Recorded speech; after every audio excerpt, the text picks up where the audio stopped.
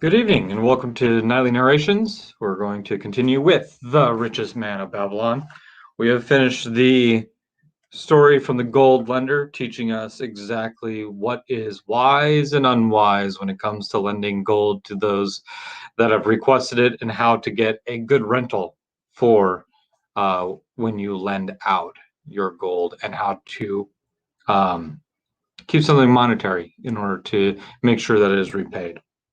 Now we're going to get into the walls of Babylon. Old Banzar, grim warrior of another day, stood guard at the passageway leading to the top of the ancient walls of Babylon. Up above, valiant defenders were battling to hold the walls. Upon them depended the future existence of this great city with its hundreds of thousands of citizens.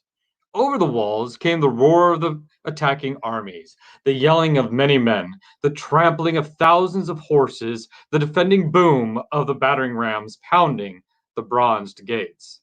In the street behind the gate lounged the spearman, waiting to defend the entrance should the gates give way.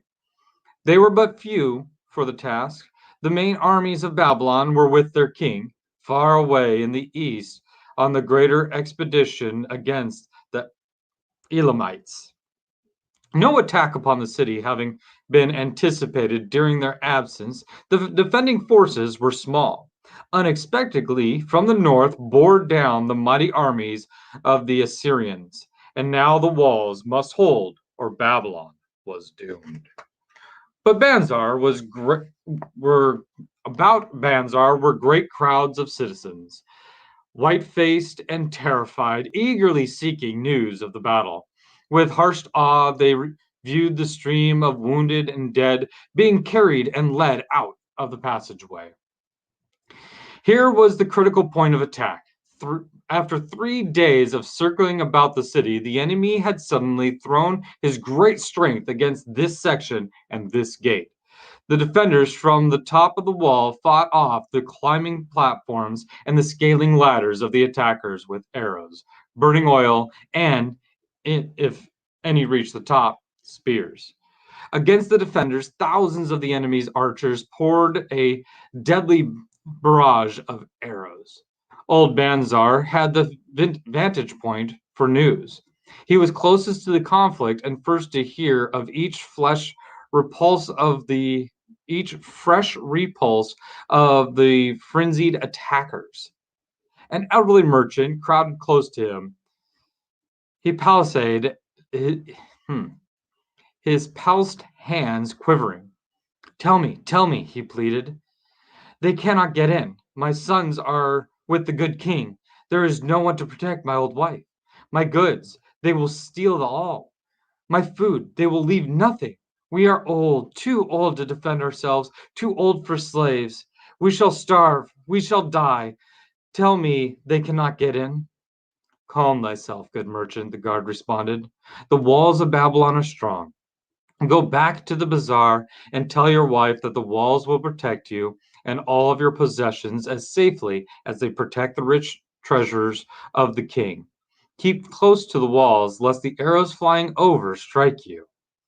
A woman with a babe in arms took the old man's place as he withdrew. Sergeant, what news from the top? Tell me truly, that I may reassure my poor husband. He lies with fever from his terrible wounds, yet insists upon his armor and his spear to protect me, who am with child. Terrible, he says, will be the vengeful lust of our enemies should they break in.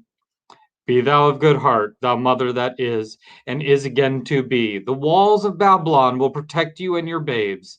They are high and strong. Hear ye not the yells of our valiant defenders as they empty the cauldrons of burning oil upon the ladder scalers? Yes, that do I hear, and also the roar of the battering rams that do hammer at our gates. Back to thy husband. Tell him the gates are strong and withstand the rams. Also, that the scalers climb the walls, but to receive the waiting spear thrust. Watch thy way and hasten behind yon buildings. Banzar stepped aside to clear the passage from heavily armed reinforcements. As the clanging bronze shields and heavy trend, they tampered by, a small girl plucked at his girdle. "Tell me, please, soldier, are we safe?" she pleaded.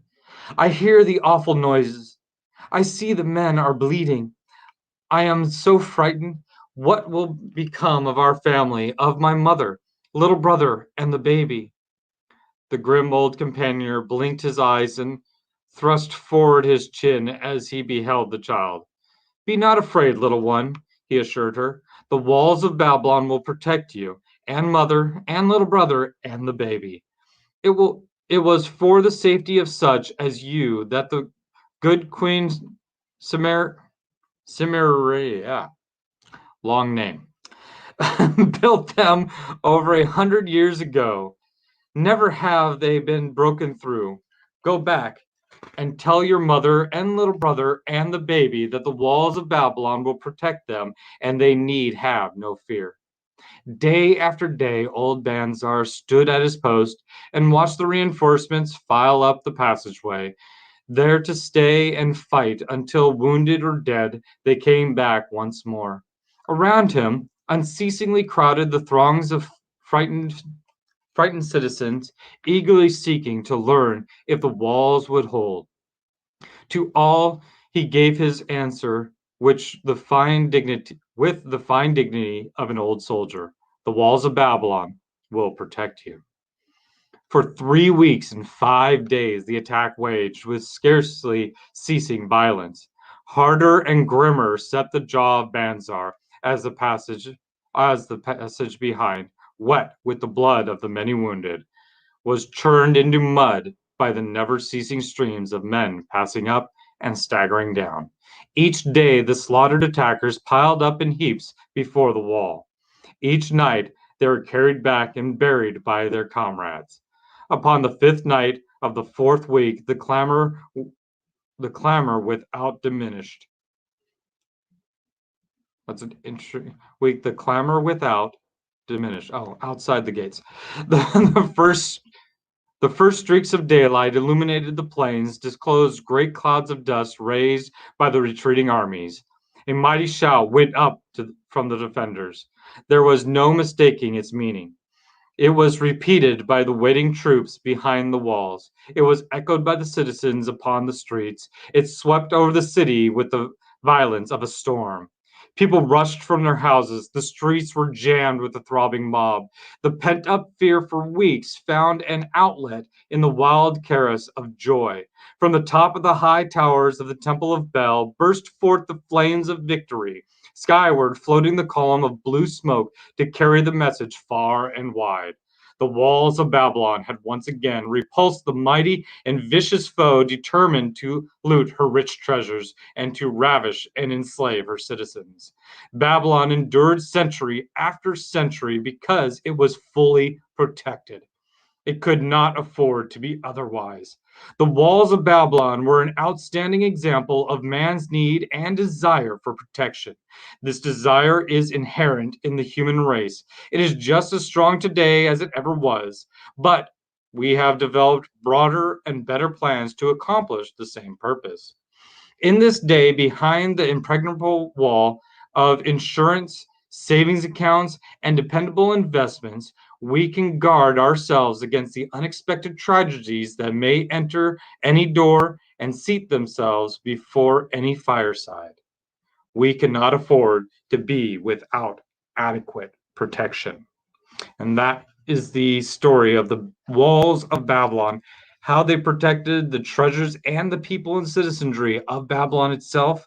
We have in place today many ways for us to protect our gold, our own well being, things of that nature through insurance, savings accounts, and the like. So, that is the first and foremost one of the big rules that keeps being repeated within this book, The Richest Man of Babylon, is no matter how much gold or money or what jewels, treasures, however you want to say it, you accumulate, wealth, we'll call it that. No matter how much wealth you accumulate, first and foremost, you need to find how to protect it. Until tomorrow, take care and good night.